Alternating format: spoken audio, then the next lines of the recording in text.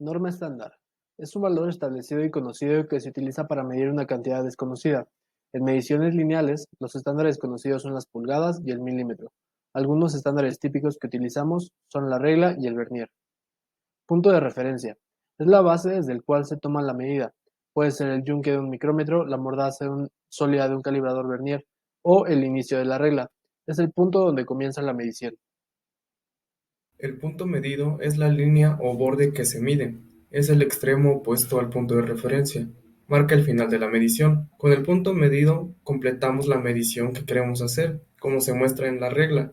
El punto de referencia marca el cero y el punto medido 2, dando fin a esta medición. Ahora, la línea de medición es una línea recta imaginaria, tendida entre el punto de referencia y el punto medido, paralela al eje de la herramienta de medición. Si la línea de medición está inclinada, la medición puede ser errónea, llamándose error de paralelaje. Como podemos ver, esta línea es imaginaria y depende mucho del espacio que se esté midiendo para que esta línea sea exacta, ya que si estamos en un espacio inadecuado para hacer mediciones, esta línea será cada vez menos precisa.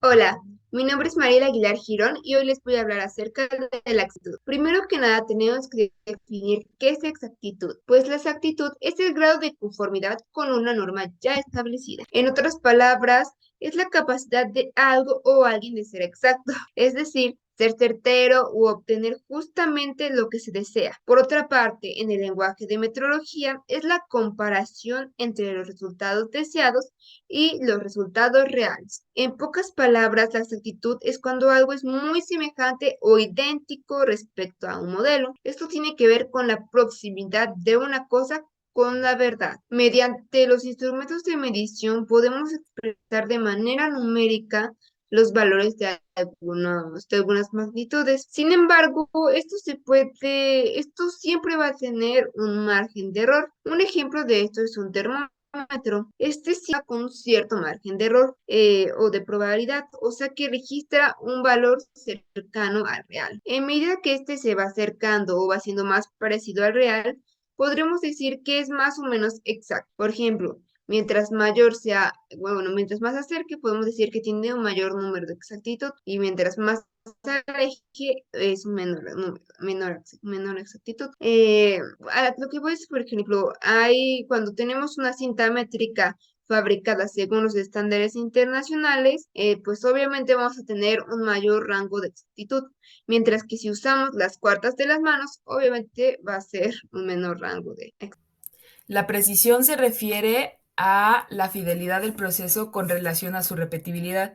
Y para eso les puse el ejemplo de los dos arqueros, los resultados de dos arqueros, uno con una alta precisión, donde sus tiros se centraron en una misma zona, si bien no dieron justo en el mismo punto, pero sí se concentraron en una zona después de varias repeticiones, a diferencia del arquero que tuvo una baja precisión, dado que sus diferentes tiros no dieron ni en una zona específica, dieron en un rango mucho más amplio. Y la precisión también se refiere y también depende del uso correcto del instrumento. En este caso estamos viendo cómo una regla está siendo mal utilizada, dado que está en posición inclinada, a diferencia del modo correcto donde debe de estar la regla paralela al instrumento o a la herramienta que se vaya a medir.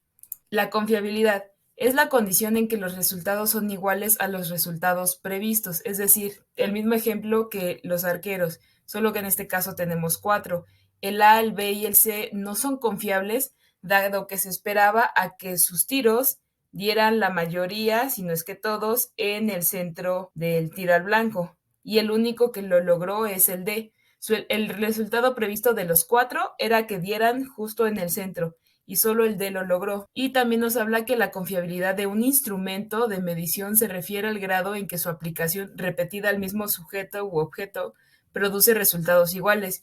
Y en este caso podemos decir que este termómetro del ejemplo no es confiable, dado que al principio en un momento nos dio el resultado de 36, bueno, 36.9, 36.8, pero al minuto, aunque fueran las mismas condiciones, nos daba el resultado de 37, 37 y medio. Entonces nos refiere a que el instrumento es poco confiable. Hola, soy Hugo Enrique Guerra Vilches. Hoy les voy a hablar sobre las dimensiones y la tolerancia. Bueno, las dimensiones se refieren a las medidas o propiedades que se utilizan para describir la naturaleza de algo en términos cuantitativos. Por lo tanto, una dimensión es un atributo que se utiliza para caracterizar una entidad u objeto. Bueno, en este caso, como podemos ver, las dimensiones básicamente se refiere a la habilidad que tenemos para describir algo en términos cuantitativos. O lo podemos decir que este plumón mide, en una suposición, mide 13 centímetros de largo, por lo cual le estamos dando unas dimensiones. O sea, estamos describiendo sus propiedades en términos cuantitativos. Bueno, relacionado con el tema de las dimensiones está el tema de la tolerancia. Bueno, la tolerancia de medidas se refiere a la cantidad permisible de variación en una dimensión específica de una pieza o componente manufacturado. En otras palabras, es la cantidad de desviación permitida de una dimensión especificada. Para explicar esto, vamos a tener el ejemplo de esta UCB. Esta UCB, al momento de manufacturarla, como podemos ver, si se aprecia bien, tenemos dos piezas. Esas dos piezas se manufacturan de manera separada, por lo cual estas tienen que tener medidas exactas. Pero esas medidas no tienen que ser tal cual exactas con mucha precisión. Esas pueden tener una tolerancia. Por ejemplo, una tolerancia podría ser que tenga una desviación de más o menos 1 milímetro. Esto podría decir que si, por ejemplo, la parte negra debe medir, por ejemplo, 5 centímetros, puede tener una tolerancia, una desviación de 5.1 centímetros o 4.99 centímetros, y esto seguiría cumpliendo su función de manera óptima. Gracias. Los límites. Los límites están determinados por la tolerancia y por la dimensión de un objeto. Existe un límite máximo y un límite mínimo dentro de una parte completa. Estos se calculan mediante una suma y una resta. Por ejemplo, el límite inferior se calcula restando la dimensión, la magnitud de la tolerancia, mientras que el límite máximo se calcula sumándole la dimensión en la magnitud de la tolerancia. Estos límites o sea, establecen los tamaños permisibles de una parte y estos siempre deben ser respetados, pues porque el trabajo siempre debe ser orientado a la producción de las partes que se mantengan dentro de los límites. No hay razón para trabajar con una tolerancia de 0.0001 si es que, o sea, cuando tenemos una tolerancia, ajá, no podemos trabajar con como valores de menores o mayores para mantener un mayor rango de exactitud con valores de 0.001 pulgadas. Si tenemos una tolerancia de 0.030 pulgadas, todo esto se obtiene estos solo nos va a generar un desperdicio y por lo tanto mayor lentitud en la producción.